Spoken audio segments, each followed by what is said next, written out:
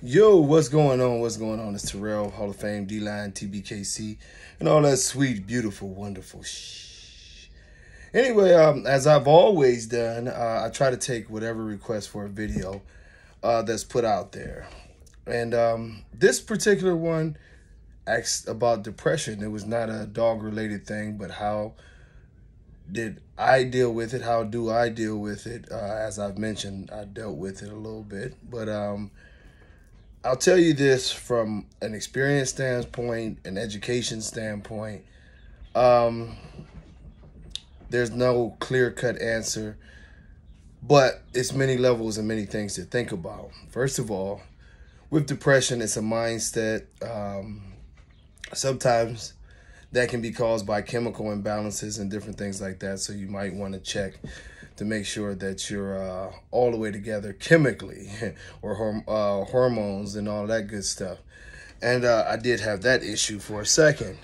But ultimately, when I started dealing with depression was at an earlier age. Of course, I told many of you that my mother and my aunt were murdered in a sort of horrible way. And being young, I had to deal with that. And of course, that's tough for anybody. And, you know, I went through all the things of at times not wanting to live, at other times, you know, becoming very aggressive, very aggressive, And that carried on through a lot of my life, just having explosive anger, And still never really feeling fulfilled on a lot of levels. Well, one thing that, I did find out in the process is that, you can control a lot of these emotions by the way you think, And what happens with a lot of people, and I hear it, I see it, you know what I mean? I know many of people who still are in their battles, but one of the ugliest parts about depression is people convince themselves that everything in their life is just the most horrible thing ever. Everybody is against them, It becomes a thing that, nothing in my life can ever possibly go right because everyone's out to get me. The system is stacked against me. Everyone loves everyone else, but they don't love me type of situation. And that helps them. It becomes a crutch to stay into that bad mode. And it's an ugly situation, but it's something that maybe they don't do intentionally, but it stays there. And this is where counting your blessings, so to speak, helps. One of the biggest things for me to overcome, even when I'm starting to feel a little bad or get a little down now, is to redirect energy. And what I mean by that is, yes, life will not be perfect. You'll still have bills. Bills may fall behind, but it's a blessing to have bills, It's a blessing to have bills, considering that those bills lead to you having a house, having a vehicle, having lights, having water, having the amenities to make your life better. So in your mind, you start to complain like this is such a burden, but you're not thinking about the gift and the things that you get from it. So it's a blessing to have those things. When you start thinking like, hey, shit, I got some electric, I got to go pay it, instead of, oh my God, I can't believe another bill came in. The bill was going to come regardless. But when you get into your mind of being such a victim, it's that. Sometimes you'll have circumstances where you have unexpected expenses, and a lot of people get very depressed over money. Yes, these things come up, but at the same time, you know what I mean? You're in the game. You have to go ahead and attack those things. Sitting there and crying about your situation is not going to help you. People in your life may not have acted the way that you wanted them to act, but at the end of the day, once again, you don't control that. You don't control how a person loves you. You don't control how a person respects you. You don't control, any of the actions of other people. What you do control is the way that you handle those situations. So, if you feel like that you're begging to be in someone's life, stop begging. That never works. You know what I mean? If it becomes too much of a struggle just to be in someone's life, stop being in their life. Stop begging these people. If they don't appreciate you for who you are, move forward. You know, don't get depressed. Don't get down. Don't get into that thing. It's a blessing that you have other people who do love you, who do care about you, who are excited to see you, who are excited to hear from you. And, you know, it goes back to the basic saying, love who loves you. You know what I mean? Not the one you love, because that's very, very simple and self-explanatory. You know, it's all of these things about mindset and thinking positive that can help you really, really, really battle your depression issues, you know. And sometimes what we tend to do is our problems are so much bigger than the great things that we have going on in our lives. You know, one of the things for me, if I get a little off kilter or get to feeling bad or get in my feelings, you know, I got kids, man, you know. And that's been the greatest thing that's ever happened to me is having kids, you know what I mean? Sometimes it's just great to sit and have a conversation with your kids or play with them or just get away from the world and enjoy your kids, you know what I mean? I have a 92-year-old grandmother that I can call and we can talk about our Cleveland Browns all day, you know. So we all have these little things that we can cling on to. You may have lost mama, you may lost grandmama, you may have lost granddaddy and daddy, but you might have your kids. You still have your brothers, you still have a cousin, you still have a spouse, you still have situations that you are to be grateful for. Don't get mad and talk about I hate to have to get up for work when you were at once upon a time applying for jobs and hoping that you would have an income. It's the way that you think, you know what I mean? And one of the ways that you can tell, and if you're dealing with someone in depression, one of the ways you can tell when they're not ready to take the next step is that they won't look at anything in themselves. And I'm going to tell y'all like this: if you have depression, if you're dealing with someone with depression, the one thing that you have to understand about a person is the person who's not ready to get out of that situation will hang on to every negative thing they have. They will have, you know, oh, well, I was abused as a child. Oh, I went through this abuse. Oh, this person died on me. Oh, this person did this. Oh, this person did that. Now, keep in mind, all of those things are horrible things. I went through a lot of it. But at the same time, though, why are you hanging on to it? You're not trying to move forward. You're not trying to focus on good things in your life. You're not trying to focus on the blessing of overcoming these things. You're hanging on to things that make you feel bad.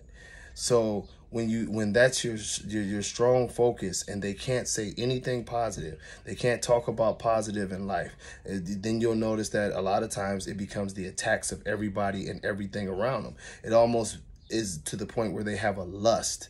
You know what I mean? And I'm telling you, I used to be in that mode, and y'all probably have seen it on there. When I really wasn't feeling the best, I wanted to argue with people. You know what I mean? I wanted to hear, well, who got into this? You know what I mean? Man, fuck you too. You know, that type of thing. And it's just you're feeding into the ugliness of your spirit at the time. And you have to get away from that. You have to focus on better things in life. And sometimes that's just productivity. It might not be something that's actual already in your life, but it's something that you have a goal to obtain. And that could be something as simple as weight loss. That could be something as simple as, you know what I mean, knocking your mortgage down a little more, or starting a new business, you know what I mean, or whatever journey in your life that you're trying to take. You can put that energy towards that, and being constructive and working towards that, it takes your mind out of the bad places of other things that happen. But if you sit in shit, you're going to smell like shit. It's just that simple. And you see this, and like I say, sometimes we deal with people. We all have to deal with people who have this going on in one way or the other. And you'll see, whether it's on, you know, Instagram or TikTok or whatever the million social media outlets it is, it's always a post about why things are bad for them.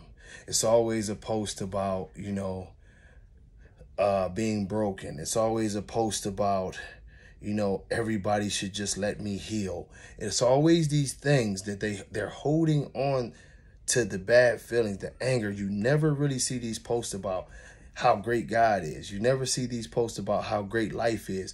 You never see these posts about, I'm so blessed to have, you know, a beautiful family. I'm so blessed to have my job. You know, I'm so blessed to be alive and moving around. I'm blessed to, you know, to have the opportunity to go on this journey to improve my life. You don't see a thing of prosperity as far as spiritual prosperity. What you see is more spiritual deprivation, to where let me make myself sad and justify it. When people are in that mode to where they're trying to justify their sadness, trying to justify their victimization, trying to justify all of these things and spotlight them. And I won't just say just justify, but really just spotlight them, because some things that happen to you don't need to be justified. But the only way you move past these things, the only way you get better, is to actually start moving forward and gravitate towards the good things that there are in this world. And I touched on this yesterday on a live, but this is our reality, right? And we'll do more videos on depression and examples and different things of that nature. But, you know, Andrew Tate is not popular, but he said something that, well, some people he's popular, but he said something that was sort of real about depression when he said, you know, depression doesn't exist. You know, it's just your state of mind and what you feel. And I don't totally agree with that, but at the same time, I agree with the thing of, like he said, you know, a person comes to him and they talking about, you know, I'm depressed and I got so fat, you know what I mean? And I'm out of shape and I don't feel good. My clothes don't fit and this, that, and the other. And he flipped the script on him and he said, okay, maybe you should go work out. Why don't you work out? Don't come back to me if you didn't work out and you didn't follow this diet properly for 30 days. The person comes back in 30 days. They did what he said. They followed the diet. They worked out. They lost a couple sizes. They're feeling better. They dropped some pounds. Now the total attitude is different. Yeah, I dropped some pounds. I'm feeling better. This, that, and they keep on working out. And he said that, were you, you know what I'm saying, were you really depressed? You know what I mean? And the cause of the and the product of the depression, were you getting out of shape and feeling bad about the way you looked and you felt? Or were you really out of shape and not doing anything about it, and this was the reason that you called it depression? And this is a lot of the way that we live our lives, man. We're in a victimization society, to where instead of people getting out and changing their lives, doing the things that they need to do to make their lives better, they're very, very adept at being a victim. Oh, look at me, this went bad, this went bad, this went bad. And I don't want to come off as harsh, because like I told you, I've had some horrible things happen in my life. I've shared some of them with you. And I know what it's like to be hurt, you know what I mean? Hurt lasts for a very long time, but if you hang on to that hurt, it's just going to destroy you. Everybody in this world has something to be happy about. You know, let's just say the grand majority, probably. I'm not going to say every single person, but I would want to believe that everybody has something to be happy about. But the one thing that I can tell you is that, I mean, you look at our world, and this is what I touched on live. I do jump around a lot when I talk, but if you look at most of the world, right, it's really more good things going on in the world than bad. But it's what we focus on. We focus on the countries that are at war when the majority of the countries are not at war. We focus on the countries that are heavily impoverished when most of the countries are not heavily impoverished. You know, we focus on any negative thing that we can find, and negativity has become a business, especially through social media, especially through TV shows. When you have the reality TV shows, someone has to be sleeping around, someone has to be getting into a fight, someone has to be catty and talking shit about the other person. It has to be these things, because this is what our nature has turned into, that we tune into train wrecks, and maybe if it makes us feel better about ourselves to talk about the chick who didn't know who her baby's daddy was. Maury Povich literally lasted 30 years on air just talking about that. That tells you, like, what would be so, and I watched it too, shit, you know what I mean? You are not the father. But at the end of the day, this is the way, this is the way our minds work. We gravitate towards negativity, and we expect our spirits to not be negative. But this is what we're feeding ourselves at all times. You know, this person was nasty to this person. We literally wake up, grab our phones. First thing we're doing is watching something about somebody who has a problem, when that's not really the majority of the world. You know, I had this conversation yesterday, and it's a very real conversation. If you go on Facebook, one of my favorite places to see, you know, spiritual deprivation, is that you'll see a million posts about how terrible men are, how there's so many women who don't have anything coming in from their their baby's daddy, or whatever the case may be, and all men are dogs and all this and that and the other. But do you really believe that? Because, you know, statistics will say that there's a lot of great men out here. There's a lot of very, very great men who have stayed in their marriage, and they're prospering in their marriage. But we choose to, you know, go to the side of where, oh, these men cheated. So that's what we'll talk about. Believe it or not, there are more fathers who take care of their kids than there are fathers who don't take care of their kids. There are more fathers who are active in their kids' life than there are fathers who are not active in their kids' life. But we don't praise the fathers that are great fathers and go out and do things for their kids and are constantly in their lives in one way or the other and trying to. We bash those that aren't. This is our society, you know what I mean? It's the same thing. There are more good women out there than there are these little twerking, hop on everything that they can women. But at the end of the day, who's the focus? The focus are the ones who have the cheeks hanging out and talking about screwing this one and screwing that one, and he got to have money and he got to do this. The focus is on them because it's a negative perspective. This is the way life goes. It's the same reason why, you know what I mean, you'll be talking about the WAP, but very, very, I mean, it's been years since we've seen Alicia Keys do anything. And that's a music reference, but y'all don't know what I'm saying. You know, one is portraying everything negative about a woman, and the other is a woman that's beautiful, classy, and trying to do a classy thing. That's not promoted in our society, but this is the way our minds work. Negativity is in abundance. We run to see people fight. We run to see people argue, but we never run to see people have a good time and love each other. That causes depression. Constant negativity and feeding your mind ugly things will cause you to be depressed. When was the last time, and this is why I end all of my lives, and some of you will see this and not know who I am and don't know anything about dogs, but I generally talk dogs. But this is why I end all our lives with the same conversation. What, you know, reach out to someone that you haven't talked to and let them know you love them. I guarantee you, if you are in a bad place, you will come to find out that you have made attacks on everyone. You've talked about how bad your baby's mama was or your baby's daddy. You've talked about the people at work and how ignorant they are. You've talked about how ignorant your friends, girlfriends are, or your boyfriends are. You've had attacks on everybody, but not one time during this day have you sat down and looked at yourself. You've never looked at yourself and said, what is my problem? What do I need to fix about myself? And how great is my life outside of my complaints? The mirror is the scariest thing ever. And you will notice that people who are really going through something, they never turn the corner until they look at themselves. When you start to see a person say, you know what, I need to go to church more, or I need to get back in the yoga class, you know, I need to stop being so negative. I need to stop this. I need to stop that. That's when you start to see change, because a person is looking in the mirror and seeing their faults and their issues and deciding, you know what, I'm taking the first step to recognizing. The next step is action to fix these issues.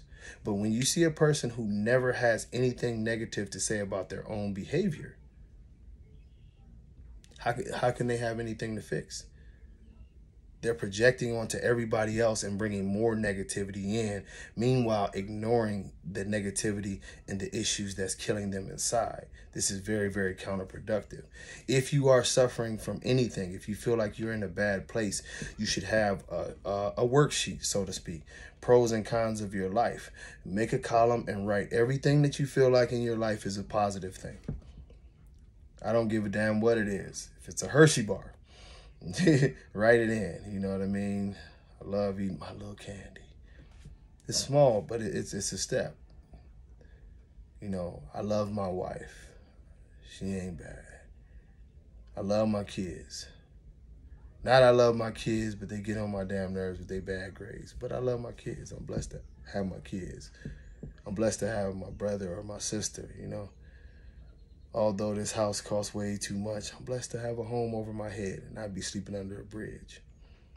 Those are your pros. Now, you might have the cons, and the cons are a different thing. because your pros, you're showing appreciation and you're learning to be appreciative of those things.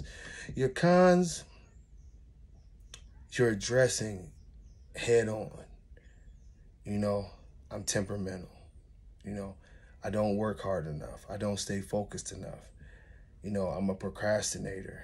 You know, I'm violent. You know, I'm this, I'm that. Whatever it is, you take those things on, and now you start to work at fixing them. You start to work at saying, I'm not going to be angry anymore. I'm going to work on not arguing with certain people. I'm going to learn to walk away. I'm going to focus my energy on these good things and fixing myself. I'm going to work on stop being a procrastinator. And it's a great book that's called The 5-Second Rule, where she talks a lot about procrastination and how, you know, procrastination can send you into depression just because you have so many things on your mind that you know you were supposed to do. And of course, you might start flicking through Facebook and different things, and that's it. Her last name is Robbins. I can't remember her first name, but yeah, her last name is Robbins, just like the other speaker, Tony Robbins. But yeah, The 5-Second Rule is a good book. But, you know, I've talked long enough, over 20 minutes, and I just tell you, you know, if you're going through anything, you know, understand that it starts with you. Understand that you need to address your own issues. You need to stop pointing fingers at everybody. You need to stop bashing the world and look at yourself and say, what can I change about myself to make me better tomorrow? That's the only thing that you control. Your effort to make yourself better is the only thing you control. You will not be controlling anything else. Nothing else will matter, you know, until you start working on yourself. It's very invalid for what you have to say about everybody else. But until next time, y'all, God bless. Much love. Peace.